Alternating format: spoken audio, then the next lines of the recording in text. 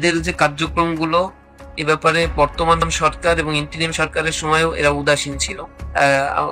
এই কারণে এরা তো এখন খুব মাথাচাড়া দিয়ে উঠছে। রিসেন্টলি আপনারা দেখছেন সারা দেশে কালিমার পতাকা যেটা সাদা কাপড়ে উঠাইছে, এটা আল কায়দার পতাকা মূলত।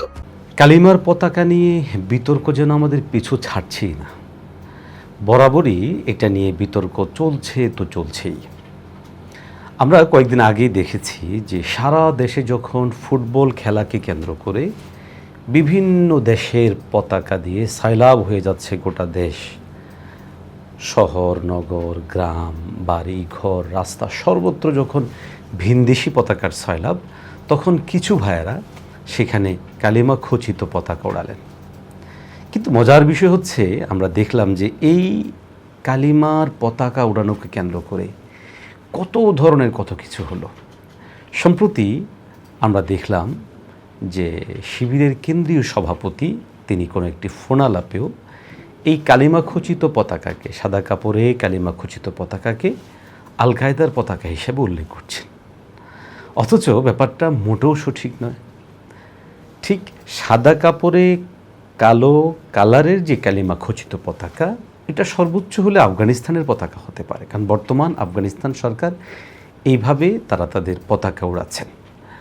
আমরা একটা বিষয় পরিষ্কার করতে চাচ্ছি, আগেও বলেছি যে নিষিদ্ধ আইএস কিংবা এই ধরনের যে সমস্ত সংগঠনগুলো আছে, তারা যেই পতাকা বা সিম্বল ধারণ করে সাদা কাপড়ে কালো কালিতে লেখা যেই কালিমা বা পতাকা, সেই পতাকাটা মোটেও সেটার ধারণ করে না।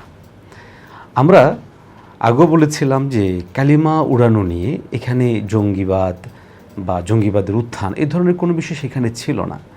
এটা ছিল মূলত ভিনদেশি পতাকাগুলো উড়ানোর প্রতিবাদে এখানে কালিমা খচিত পতাকা উড়ানো। হ্যাঁ, এক্ষেত্রে আমাদের পরামর্শের জায়গা এটাও আছে বা বলবো, সেটা হচ্ছে যে বাংলাদেশের লাল সবুজের সাথে মিক্স করে কালিমা পতাকা সেখানে উঠতে পারে, কিন্তু সাদা আর কালো লেখায় কালিমা খচিত পতাকা উঠলেই সেটাকে একদম আল কায়দার পতাকা কিংবা সেখানে জঙ্গিবাদ তালাশ করার যে তৎপরতাটা, আমরা মনে করি যে এটা এক ধরনের অতিরঞ্জন হচ্ছে।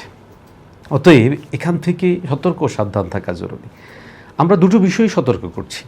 একটা হচ্ছে যে যে কোনো জায়গায় যে কোনো বিষয়েই জঙ্গিবাদ খুঁজে পাওয়া, এটা যেমন ভয় আতঙ্কের, আবার বাংলাদেশের মতো এমন একটি রাষ্ট্রে ওলামায়ে কেরামদের পরামর্শ ব্যতি রেখে সেখানে সশস্ত্র যে কোনো তৎপরতা, এটাও অবশ্যই সতর্কতা সাবধানতার বিষয়। অতএব আমরা এ বিষয়ে সতর্ক সাবধান থাকবো ইনশাআল্লাহ।